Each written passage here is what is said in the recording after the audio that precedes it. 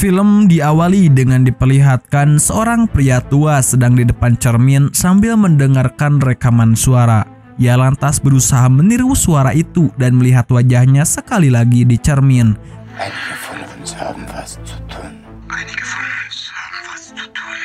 Dan ternyata ada orang tua yang wajahnya sangat mirip dengannya yang duduk di kursi dan tak bergerak. Lantas dia mengambil ID-nya lalu pergi keluar.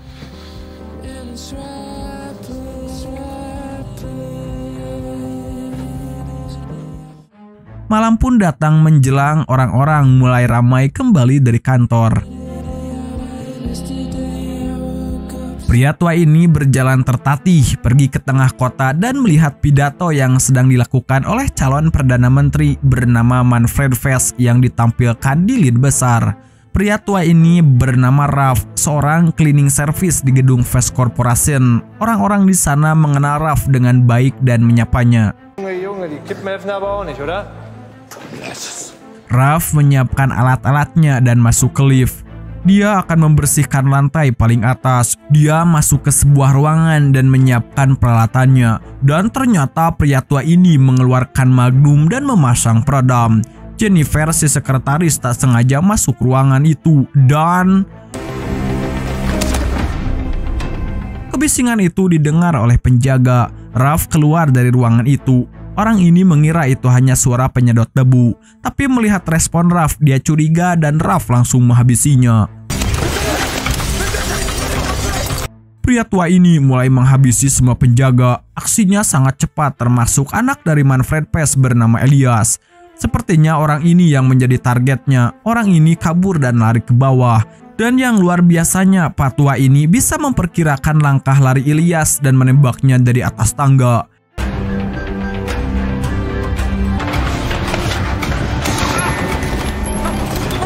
Dia jatuh dan yang anehnya Pak tua ini tak menghabisinya, dia lalu menghilang.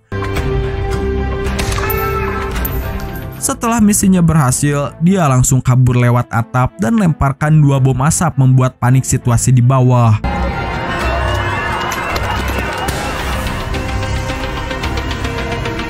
Saat di dalam, dia perlahan membuka penyamarannya. Dia bukanlah seorang pria tua, melainkan adalah seorang pria dewasa yang berumur sekitar 40-an tahun. Di pagi hari, media langsung meliput kekacauan yang dibuat seseorang di kantor Vess Corporation. Di berita dilaporkan pagi ini Manfred akan mengunjungi rumah sakit untuk menjenguk putranya Elias yang terluka. Vess pergi ke rumah sakit bersama sekretarisnya. Dia telah menyiapkan penjaga profesional. Manfred meminta sekretarisnya untuk mengatur media dan membuat cerita positif soal kejadian yang menimpa putranya karena hari pemilihan sudah dekat. Sementara itu, di sebuah hotel yang jaraknya hampir 4 kilo dari sana, seorang pria yang kita sebut saja Jekyll membuka pengaman balkon hotel dan meletakkan baling-baling kertas sebagai pengukur angin. Jekyll mulai merakit senapan dari kopernya lalu menyiapkan 4 peluru dan dia sudah bersiap di balik senapan snipernya.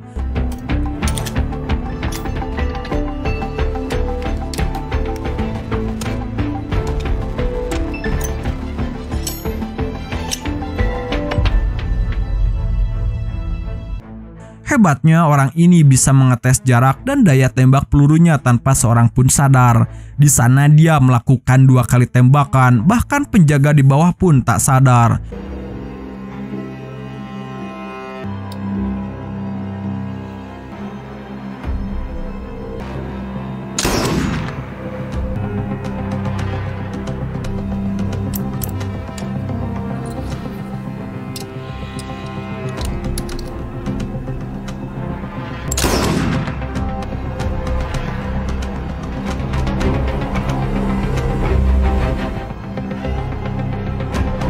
Di tempat itu juga sudah berkumpul massa yang tak suka dengan Manfred, sikap politik dan kasusnya di masa lalu yang membuat rakyat tak ingin orang ini menjadi Perdana Menteri. Tidak lama Manfred pun datang. Para pendemo memakinya dan meneriakinya, membentangkan spanduk, bahkan sampai ada yang nekat lari ke mobilnya. Jekyll terus memantau kedatangan Vess dari teropong senapannya. Di saat Manfred keluar dari mobilnya, tiba-tiba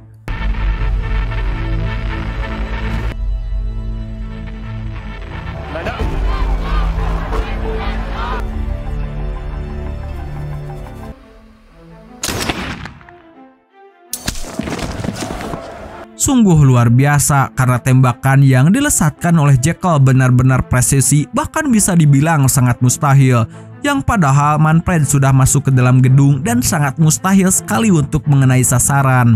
Penjaga di sana buru-buru mengamankan area itu, sementara massa pendemo yang di sana berhamburan pergi meninggalkan tempat itu. Salah satu penjaga berhasil menemukan bangunan yang kemungkinan menjadi lokasi sniper, langsung memerintahkan pasukannya untuk melapor dan mengecek gedung itu. Jekyll sempat ingin menembak, tapi dia mengurungkannya, membongkar kembali senapannya, memasukkan ke dalam koper dan pergi dari sana.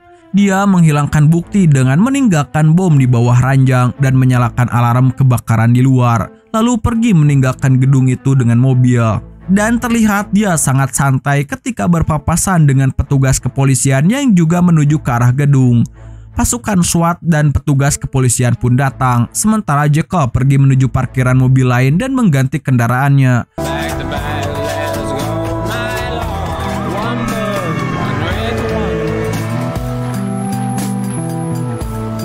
Pasukan SWAT berhasil menemukan ruangannya dan membobolnya, tapi target tak ada. Mereka hanya menemukan bom yang sempat dihindari dan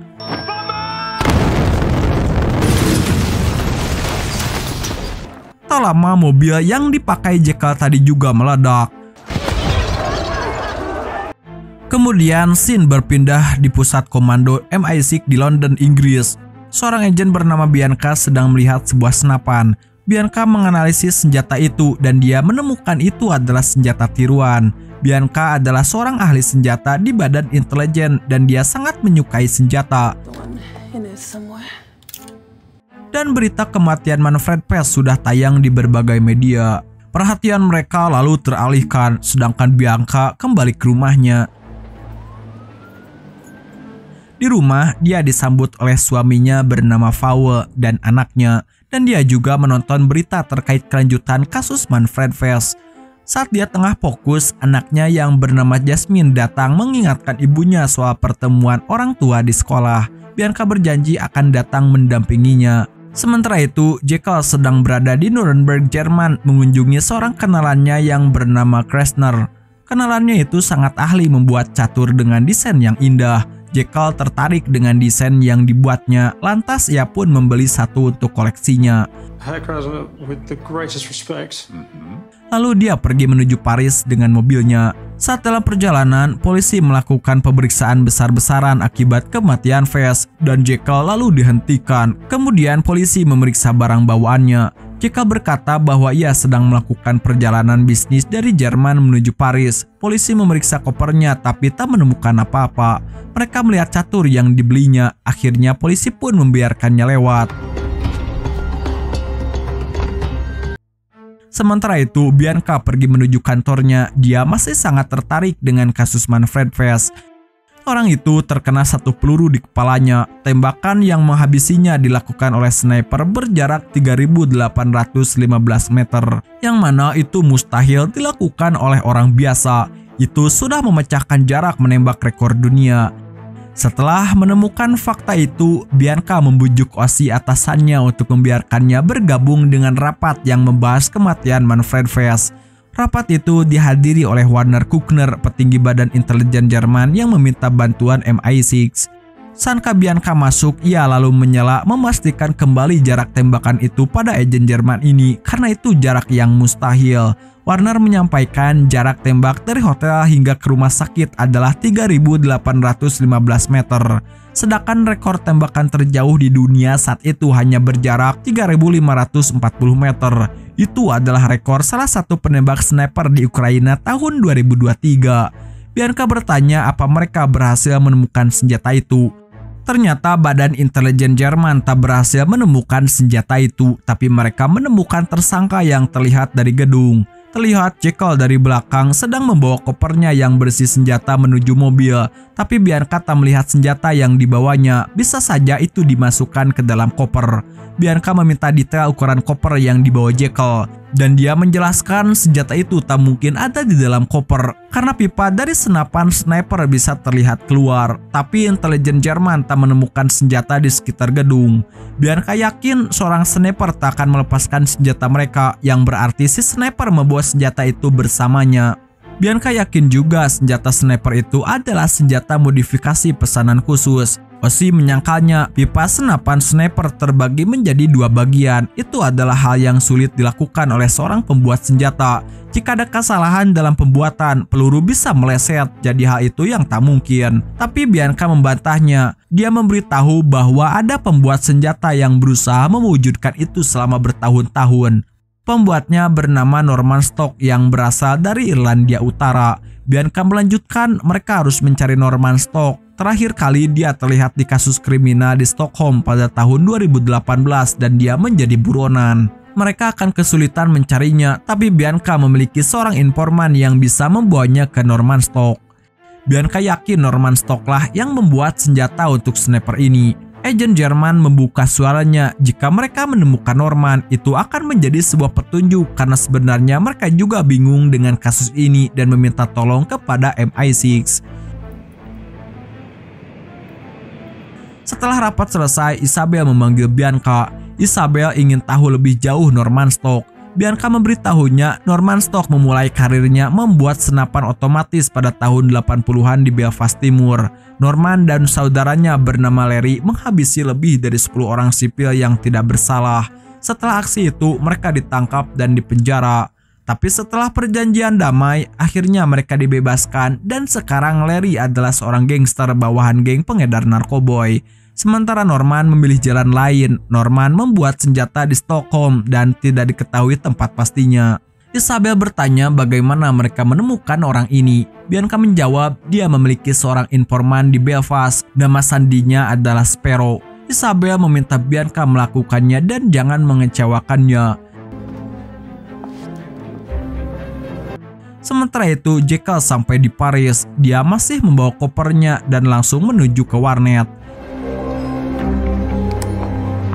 Dengan browser khusus, dia menghubungi klien yang memberinya misi. Ia menagih sisa bayaran atas misinya di Jerman. Kliennya meminta untuk menunggu 24 jam lagi.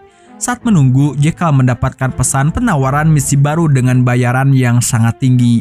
Jekyll tertarik dengan penawaran ini, tapi kliennya meminta bertemu secara langsung dan langsung ditolaknya. Kliennya mencoba membujuk mengajukan harga awal $10 juta ditambah dengan bonus asal mereka bisa bertemu langsung. Jekyll menuliskan $1 juta untuk pertemuan tatap muka dan harus dibayar di muka, serta ada hak untuk membatalkan kontrak kliennya.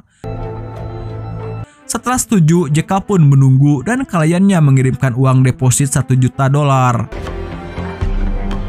Kemudian Jekyll pun pergi dari sana. Sementara Bianca sudah menuju Belfast di Irlandia Utara menemui informannya. Dia menelpon suaminya memberi kabar bahwa dia tidak bisa hadir di pertemuan orang tua. Jelas suaminya kecewa atas sikapnya. Bianca pun pergi ke sebuah toko di Belfast. Wanita inilah yang bernama Sparrow, nama aslinya Alison.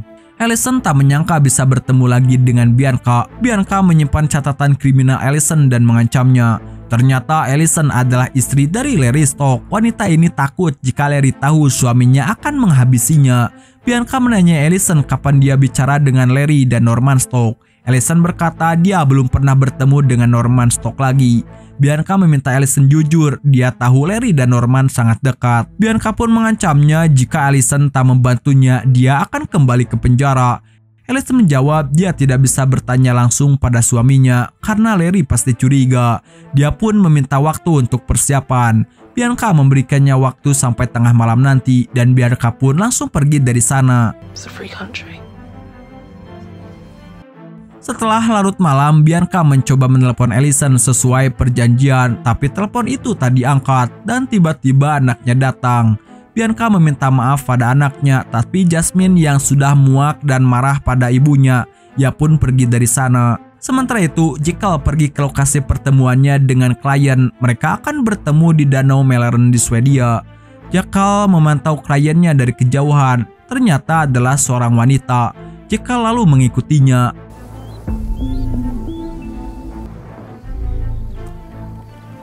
Jekyll memintanya untuk tak membalikan badan, mereka hanya berkomunikasi lewat suara. Jekyll bertanya siapa targetnya. Kliennya menjawab orang itu adalah Ole Dakerles yang dikenal sebagai UDC.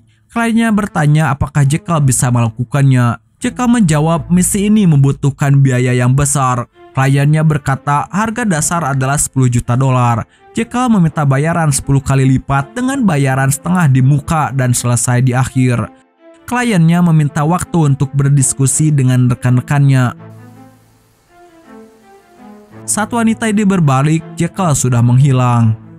Sementara itu, Bianca berusaha menghubungi Allison, tapi wanita ini tak membalasnya. Bianca memutuskan menjalankan rencana cadangannya, mencari informasi soal anak Allison yang bernama Emma. Bianca lalu bergabung dalam rapat yang masih membahas soal Manfred Vess. Bianca menyampaikan pendapatnya bahwa target utama dari Jekyll adalah Manfred Vess dan Elias anaknya hanyalah umpan untuk menarik Vess ke rumah sakit. Isabel menanyakan kejadian di Belfast. Bianca menjawab mata-matanya tak bisa bekerja sama, tapi orang itu memiliki seorang anak yang bernama Emma sedang kuliah di London dan dia adalah anggota kelompok kiri ekstrim yang suka berdemo. Ossie mengingatkannya mereka harus hati-hati soal operasi kali ini. Bianca pun menuju ke kota dan saat itu sedang ada demo yang memprotes kebijakan pemerintah. Saat Bianca melihat Emma, ia langsung memerintahkan petugas yang dikenalnya untuk menangkap Emma. I'm not raising my voice in the way that you are. Okay, well you should try being where I am. Thank you.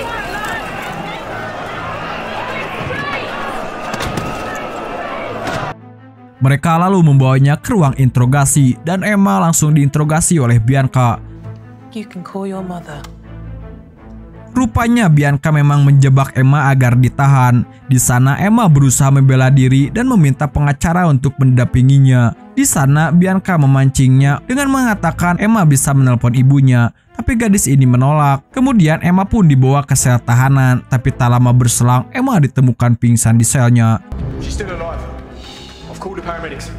Rupanya dia mengalami masalah jantung. Petugas di sana mencoba menyelamatkannya dan segera membawanya ke rumah sakit. Bianca juga bergegas dan mendampinginya. Emma, hang on, okay? Selama di perjalanan, kondisi Emma semakin kritis dan tak stabil. Tenaga medis berusaha untuk menyelamatkannya. Shocking.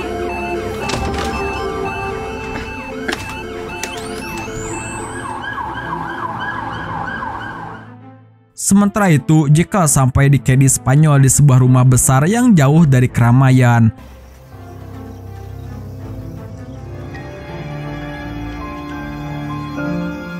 Ternyata wanita cantik ini adalah istrinya yang bernama Nuria. Nuria tak menyangka suaminya pulang lebih cepat. It's birthday, not honey. ¿Qué arte tiene? Jekyll pun masuk ke kamarnya, menyimpan semua peralatannya di ruang khusus dan ada berangkas rahasia di lantai. Dia lantas membuka laptopnya, ingin mengkonfirmasi pembayaran misi di Munich, Jerman, memakai browser khusus dan masuk ke ruang obrolan dengan kliennya. Jekyll memberitahu bahwa belum ada uang sisanya yang ditransfer lagi ke akunnya. Kemudian Jekyll menunggu balasan, tapi kliennya membalas dengan tulisan. Jekyll hanya terdiam melihat pesan itu. Sementara di tempat lain, media mengumumkan bahwa pendukung Manfred Vess yang berada di Jerman meminta agar pemilihan di Jerman tetap ditunda untuk menghormati kepergiannya. Tapi para pesaing politik tetap bersikeras untuk melanjutkannya. Ketika Bianca mendengarkan berita itu, tak lama teleponnya berbunyi yang merupakan sebuah kabar dari Sparrow. Allison tak ingin basa-basi lagi, dia membahas soal penangkapan anaknya. Allison tahu itu semua ulah Bianca, tapi Bianca berdalih anaknya ditangkap ketika berdemo. Allison tahu itu adalah ulahnya, dia meminta Bianca untuk membebaskan anaknya. Dan saat itu Allison belum tahu bahwa anaknya telah tiada. Bianca berkata dia akan membantu asal permintaannya dikabulkan. Dia ingin Allison memberikan nomor telepon Norman dan dia akan mengurus sisanya.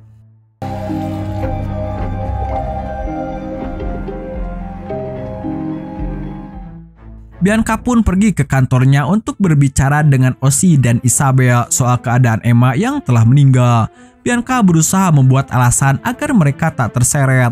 Rupanya gadis itu memang memiliki masalah jantung sebelumnya. Dia sekarang hanya ingin fokus soal kematian Manfred. Kematian Emma adalah kecelakaan. Lalu seorang pria memasuki ruangan itu. Pria ini bernama Kiefer. Dia akan membereskan kekacauan yang telah Bianca perbuat. Bianca tak menyukai orang ini, tetapi dia tetap harus bekerja sama dengan Kiefer karena situasi mulai tak terkendali. Osi menyarankan Isabel untuk menghentikan operasi ini, tapi Bianca mencegahnya. Dia berhasil bicara dengan Sparrow pagi ini. Osi takut Bianca telah memberitahu Sparrow kalau anaknya telah tiada, dan dia juga lelah dengan ambisi Bianca tentang kasus ini. Tapi Bianca tetap bersikeras kasus ini harus dilanjutkan, dia akan menemukan petunjuknya. Osi menyarankan agar kasus ini diserahkan ke Eropa Tengah karena jika gagal ini akan membahayakan reputasi mereka. Isabel pun mempertimbangkan pendapat Osi atau Bianca. Bianca lalu membujuk bosnya agar mengizinkannya tetap melanjutkan kasus ini. Dia membutuhkan waktu agar Sparrow tak mengetahui kematian anaknya. Kiefer berkata dia akan membantunya. Dia akan menahan berita ini dalam 24 jam. Isabel pun menyuruh Bianca untuk melanjutkan operasinya dan memberinya waktu 24 jam. Bianca pun langsung menghubungi Allison. Dia berpura-pura telah membujuk kepolisian untuk membebaskan anaknya. Tapi dia meminta Allison agar segera memberikan nomor telepon Norman dan dikirim hari ini. Mau tidak mau, Allison harus setuju dengan Bianca dan Bianca meminta Allison untuk tidak khawatir. Sementara itu, Jekyll menghabisi waktu bersama keluarganya di sebuah rumah besar di Spanyol. Orang-orang di sana menyebutnya dengan sebutan careless. Dia masih kepikiran soal misi terakhir yang belum dibayar. Dia pun mencari informasi soal latar belakang Judici yang nama panjangnya Uli de Charles. Dia sangat terkenal dan jago di berbagai bidang teknologi dan salah satu orang terkaya di dunia.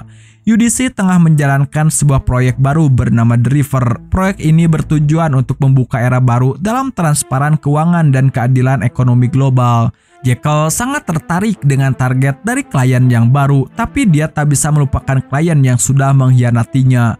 Dia pun mulai mencari informasi karena reputasinya dipertaruhkan di sini melalui bukti pembayaran deposit yang dikirimkan sebelumnya. Saat itu tiba-tiba istrinya masuk ke ruangan kerjanya. Mereka sudah lama tak bertemu dan Jekyll menceritakan pada Nuria soal klien yang telah mengkhianatinya. Tapi dia menutupi detailnya karena istrinya tak pernah tahu siapa dia sebenarnya dan apa pekerjaannya. Nuria mencoba menghibur Jekyll. I will do it. Yeah, I don't fucking doubt it.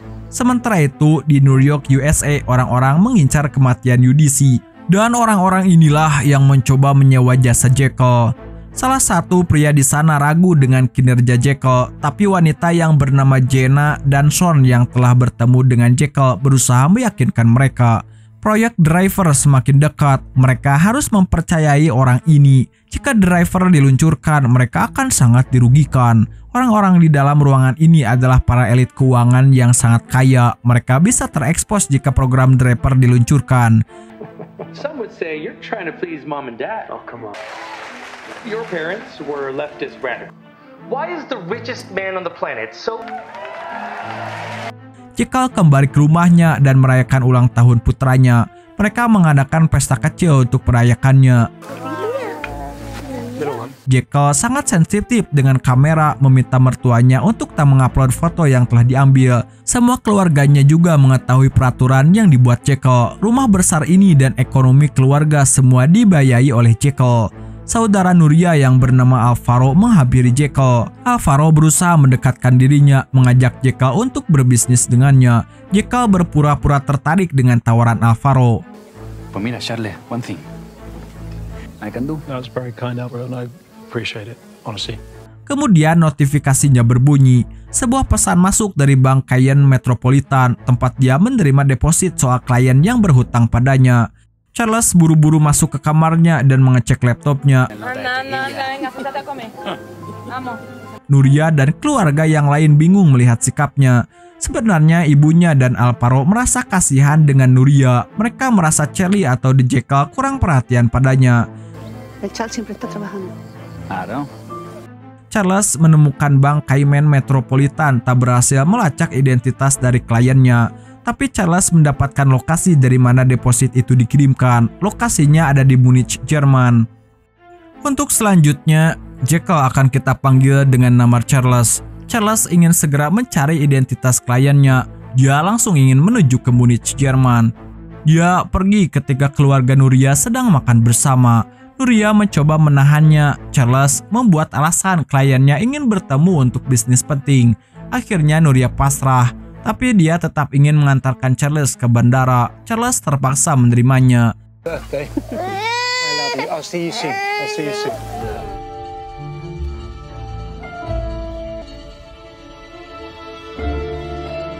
Sebelum berpisah, Charles mencium istrinya dan memasuki bandara. I love you too. Nuria pergi dengan mobilnya. Charles langsung menuju lokasi tujuan sebenarnya. Dia pergi dengan taksi ke rumah penyimpanan rahasianya untuk menyiapkan kebutuhannya sebelum ke Jerman, uang paspor dan identitas palsu. Lalu Charles pergi ke tujuan selanjutnya. Sementara Nuria masuk ke mobilnya setelah membeli bunga di pasar. Tapi tak sengaja dia melihat Charles di dalam taksi yang melewati pasar.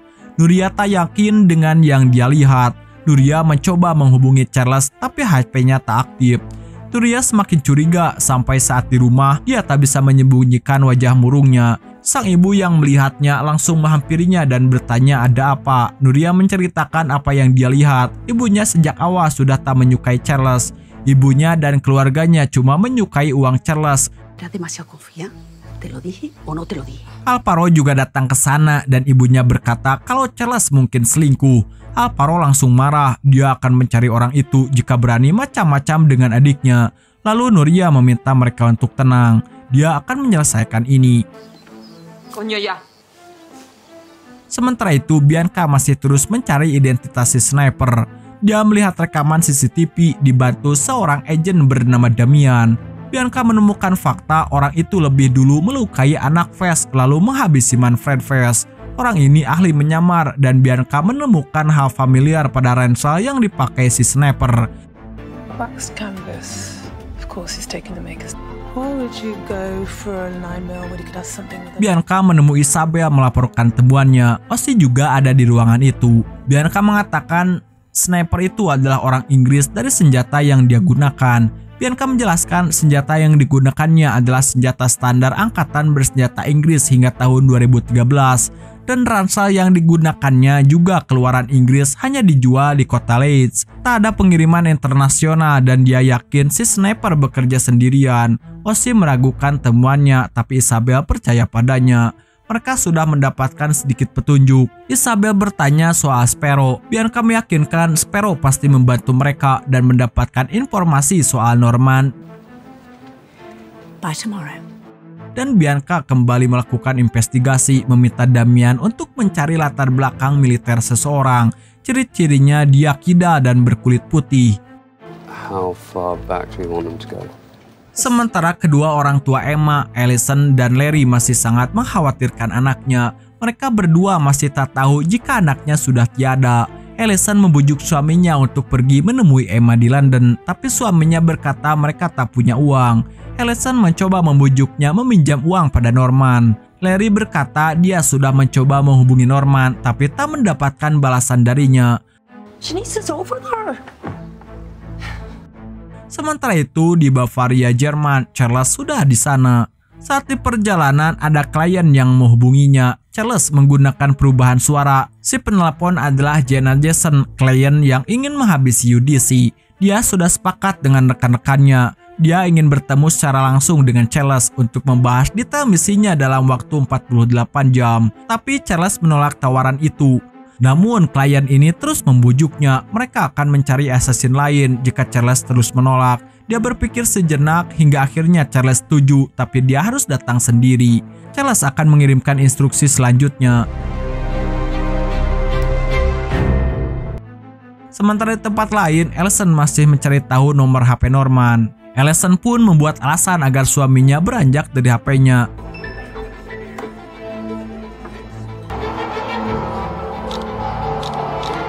Dan akhirnya Allison mendapatkan nomor Norman yang diinginkan Bianca. Notifikasi HP Bianca berbunyi dan meninggalkan keluarganya yang lain di meja makan. Allison mengirimkan nomor Norman pada Bianca. Bianca langsung menghubungi kantor untuk mencari tahu lokasi pemilik nomor itu. Dan Bianca kembali ke meja makan, tapi sudah membawa tasnya bersiap untuk pamit ke keluarganya. Mereka kecewa dan Bianca tetap pergi. Di Munich, Jerman, Jenna mendapatkan surat berisi lokasi pertemuannya dengan Charles. Mereka akan bertemu di sebuah taman pukul 10. Charles memintanya untuk tak membawa ponsel dan Jenna pergi menuju lokasi pertemuan sesuai arahan. Charles ternyata menyamar dan diam-diam telah mengikutinya.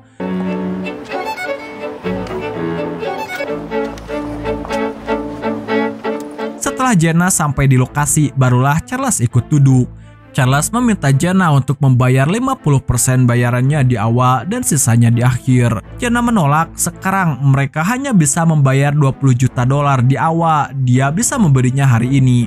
Charles berpikir sejenak dan akhirnya setuju. Jenna meminta Charles untuk menyelesaikan pekerjaan sebelum tanggal 28.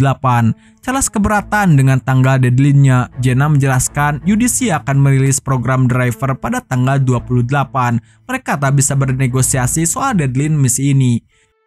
Charles akhirnya setuju, dia akan memulai pekerjaannya. Ketika sudah menerima DP pekerjaan, Jenna bertanya kenapa Charles masih berada di Munich. Charles menjawab dia tak akan ketahuan, lalu beranjak pergi. Sebelum pergi, Jenna meminta menggunakan nama Sandy Rodin untuk menjemput target. Jenna bertanya apa kodenya. Charles memintanya memanggil The Jackal. Why not the Jackal? Sementara Bianca sudah berada di kota Riga, Latvia. Bianca sudah menemukan lokasi Norman, dia ada di Belarus. Dia menghubungi Isabel memberinya update soal penemuannya. Isabel memberitakannya dia harus berhasil. I'll see what I can do. Bianca dijemput oleh rekan agennya yang bernama Spencer. Mereka akan pergi ke Belarus bersama-sama dan mencapai target secepat mungkin. Ada 2 agen lain yang menunggu di mobil. Charles yang masih menyamar segera ke bank untuk memastikan siapa pengirimnya. Pihak bank menemukan bahwa pengirim uang itu berasal dari sebuah perusahaan yang bernama Helilion. Pihak bank tak bisa memberikan informasi detail soal perusahaan itu. Mereka menyarankan Charles untuk mencari di internet. No, thank you. Begitu sampai di hotel, dia segera mencari info. Akhirnya Charles menemukan infonya, ada perusahaan lain yang bernama Off Tavern. Mereka sering merayakan perayaan tahunan dan didokumentasikan di website perusahaan Helilion. Ternyata pemilik perusahaan Octopan bernama Hans Lang adalah teman dekat Elias Vest yang anak dari Manfred Vest. Charles menyadari sesuatu, dia ingat pesan terakhir kliennya dan dia juga ingat saat dia menembak Elias. Sementara itu, Bianca dan timnya langsung pergi menuju lokasi rumah Norman yang terletak di tengah hutan. Everyone in position? Approaching front door. Moving. Ternyata Norman sudah menunggu kehadiran mereka. Dia lalu menyiapkan bom untuk menyambutnya.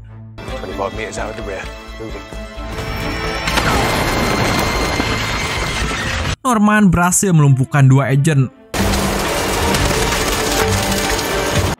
Norman tetap kabur sambil menembak Bianca dan dia terpaksa meninggalkan kopernya. Bianca mengejar dan menembak tapi tak berhasil. Akhirnya Norman berhasil lolos dengan mobilnya. Bianca menghubungi rekannya yang lain untuk mengirimkan pertolongan. 2 agen yang lain meninggal. Mereka tak berhasil menangkap Norman, tapi dia berhasil menemukan koper yang sama dengan punya si sniper. Allison dan Larry sudah mengetahui soal kematian Emma anaknya. Mereka berdua tak bisa menutupi kesedihan dan sedang berada di kereta menuju London.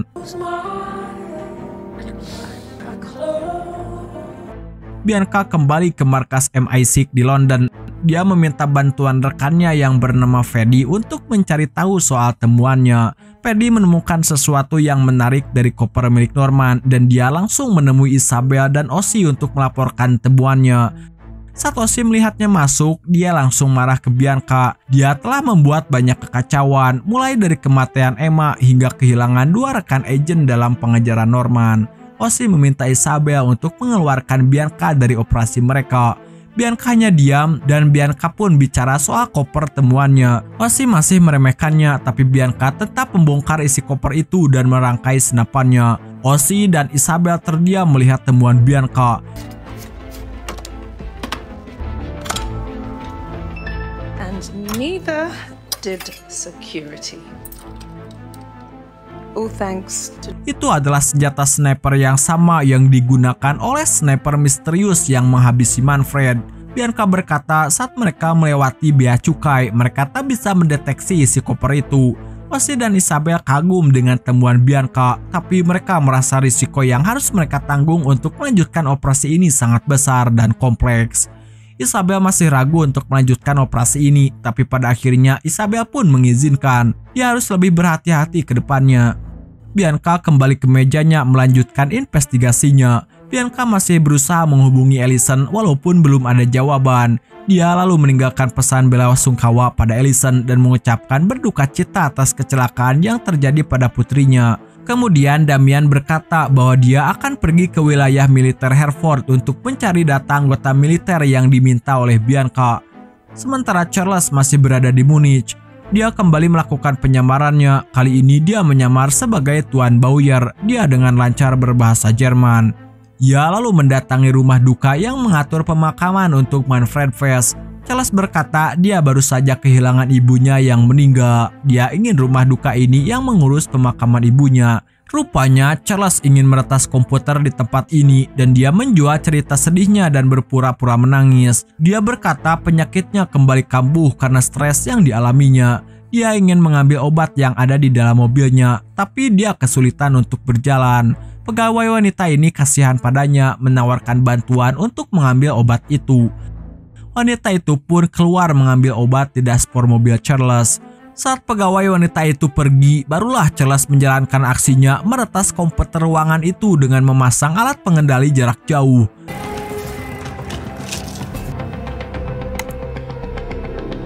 Begitu wanita tadi telah kembali, Charles telah berhasil meretasnya dan melanjutkan konsultasinya. Sementara itu, Elias Pes masih berjuang keras untuk menyembuhkan cederanya. Menggunakan alat dan dibantu trainer profesional, Elias terus memaksakan dirinya ingin bisa menggunakan tongkat selama acara pemakaman ayahnya. Charles berhasil mengambil kendali jarak jauh komputer rumah duka. Dia mencari tahu sopir yang bertanggung jawab untuk mengantar Elias saat pemakaman ayahnya. Charles berencana menjadikan pria itu untuk membalaskan kelakuan Elias Pes padanya, karena orang ini sangat berani tak membayarnya. Di Cadiz, Spanyol, Nuria masih mencoba untuk menghubungi suaminya dan belum mendapatkan balasan. Charles rupanya jarang menerima telepon saat mulai bekerja. Ibunya berusaha meyakinkannya yang Charles lakukan padanya tak normal, dia kemungkinan besar selingkuh. Tak lama, telepon Nuria berdering, dan rupanya itu adalah telepon masuk dari Charles. Dan dia langsung berterus terang pada suaminya yang melihat Charles melintas di pasar. Setelah mengantarnya dari bandara, Nuria mencurigai Charles selingkuh darinya. Charles pun berusaha berdalih, mungkin dia telah salah lihat, tapi Nuria tetap tak percaya. Nuria memaksa Charles melakukan panggilan video untuk membuktikan dia tak selingkuh. Charles pun melakukannya, panggilan video dengan Nuria dan juga anaknya. Tapi wanita ini ingin menyusul Charles yang beralasan ada di Amsterdam. Tapi Charles menolaknya dengan halus soal pekerjaannya, dia tidak pernah menceritakannya selama ini. Nuria bahkan belum pernah bertemu dengan rekan kerjanya dan bertanya pada suaminya kapan dia kembali. Charles tak bisa memberinya kepastian. Nuria semakin kesal padanya dan menutup telepon itu. It's not good enough, Charles. Wanita ini berencana menyelidiki pekerjaan suaminya seorang diri. Dia mulai mengecek ruang kerja suaminya, tapi dia tak menemukan apapun. Sampai akhirnya dia menemukan sebuah berangkas yang ada di ruang ganti bajunya.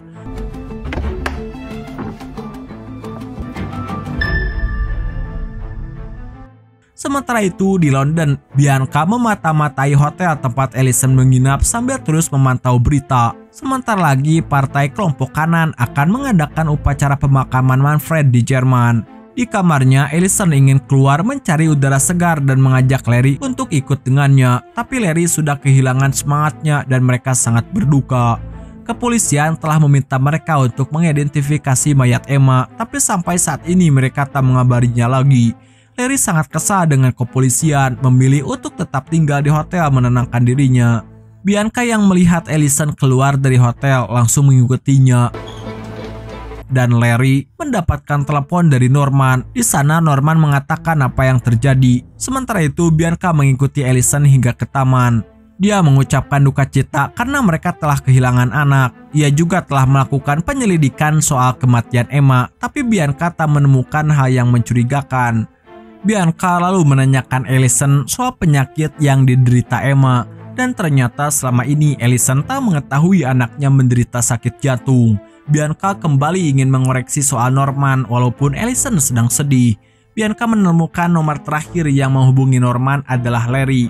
Allison mengatakan mereka ingin meminjam uang dari Norman untuk pergi ke London, dan Bianca kembali mengancamnya soal hukumannya sebagai mata-mata jika dia tak membantunya.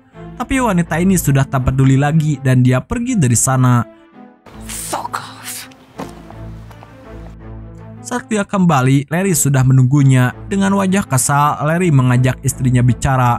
Dia menceritakan semua yang Norman katakan dan menanyakan pada istrinya kenapa dia memintanya terus menghubungi Norman. Allison masih berusaha berbohong sampai akhirnya Larry meminta Allison menunjukkan isi HP-nya. Larry menemukan bukti pengkhianatan itu dan dia sangat kesal pada istrinya.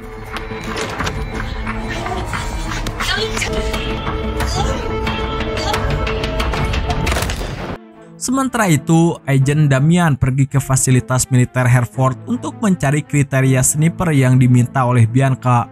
Para jurid juga tak percaya dengan jarak tembak yang dilakukan oleh sniper yang menghabisi Manfred. Dia menyarankan mereka untuk mengukur ulang jarak tembakan itu.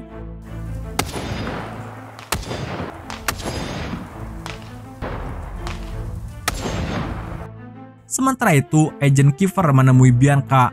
Dia adalah ketua tim investigasi para agen. Mereka sangat kecewa soal aksinya yang gagal dan dua agen menjadi korban. Kiefer menginterogasi Bianca soal operasinya. Dia menanyakan pertanyaan di luar konteks dan sampai ke ranah pribadi. Namun Bianca tak ingin menjawabnya.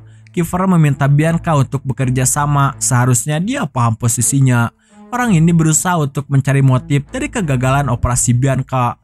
Bianca berusaha membela dirinya. Dia tak memiliki motif apapun, tapi Kiefer tak mempercayainya. You know my grade. Is almost always the motive. Sementara itu, di Cadiz Spanyol, Nuria masih berusaha membuka berangkas milik Charles. Dia bahkan meminta bantuan ibunya dan kakaknya, tapi hasilnya nihil. Lalu Alvaro menyarankan Nuria untuk mencari bukti pembelian berangkas itu agar mereka bisa mereset paspornya. Nuria merasa ide itu masuk akal. Dia membongkar kotak yang menyimpan semua berangkas mereka dan meminta Alvaro dan ibunya untuk membantu mencari. Damian baru saja kembali dari Hereford. Dia mendapatkan list tentara sniper sesuai spesifikasi yang Bianca minta. Tapi mereka tak yakin kalau ada sniper yang bisa menembak dengan jarak seperti itu.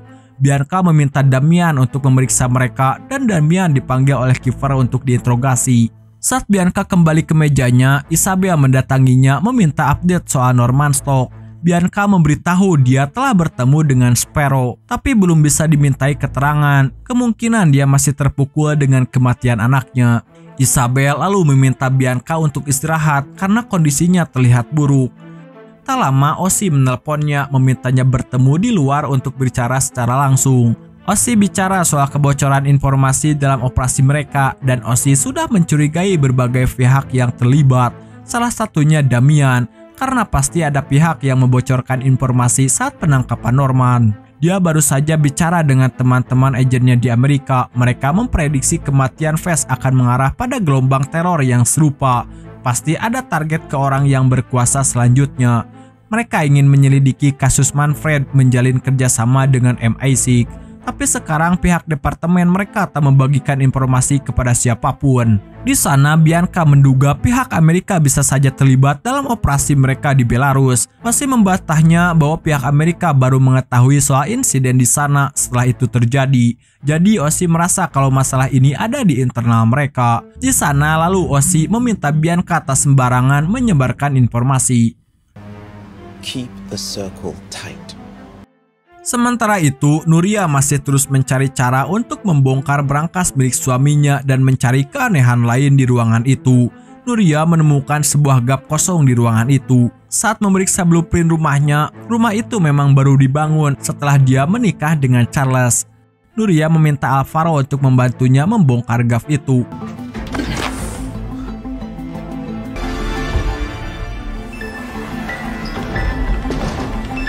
Sementara itu, Charles sedang mengemas bersiap untuk misinya.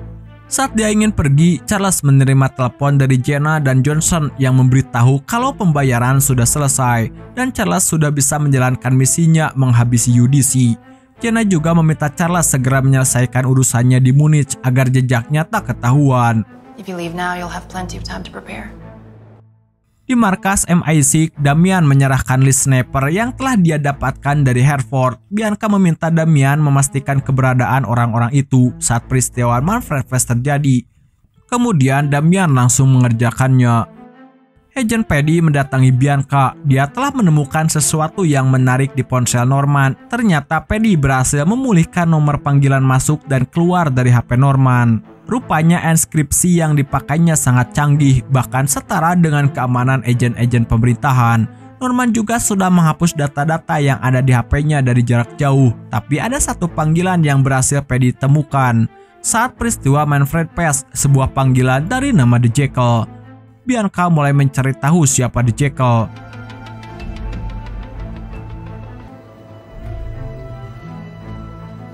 Sementara itu, Elias datang menghampiri pemakaman ayahnya. Dia tak disambut baik oleh keluarganya, bahkan oleh ibu dan saudarinya.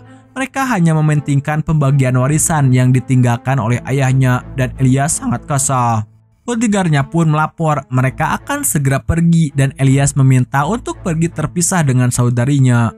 Sebelum berangkat, para bodyguard dan keamanan lainnya mengecek lebih dulu area sekitar.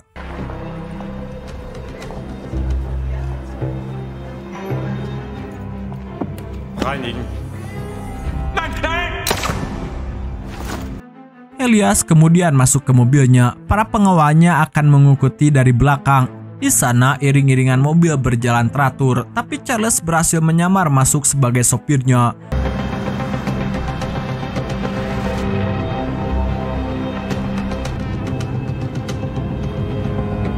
Selama perjalanan, Charles mengajak Elias untuk bicara soal cederanya. Tak disambut baik oleh Elias, Charles masih terus mengajaknya bicara. Elias mulai kesal, lalu ia bertanya siapa dirinya, dan Charles menjawab. Charles dengan cepat menghabisi bodyguard di sebelah, memacu mobil itu memisahkan diri dari rombongan. Rombongan yang lain mengejar. Elias panik berusaha menghubungi kepala bodyguardnya, tapi HP-nya terjatuh. Mereka mengikuti mobil yang ditumpangi Elias, dan kejar-kejaran pun terjadi. Di sana, Charles sangat santai, bahkan ketika ditembaki dengan sedikit trik, Charles berhasil kabur dari kejaran mereka.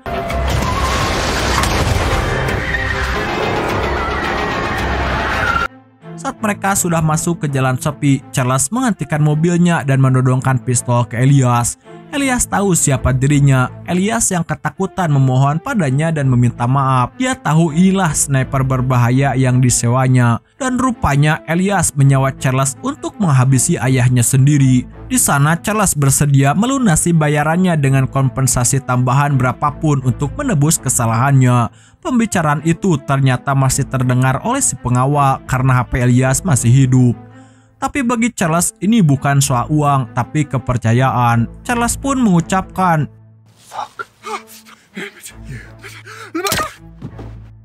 lalu dia keluar dari mobil mengganti penyamarannya dan akan pergi dari TKP. Lalu ia meninggalkan bom di sana untuk menghilangkan jejak. Ketika para pengawal sampai, tiba-tiba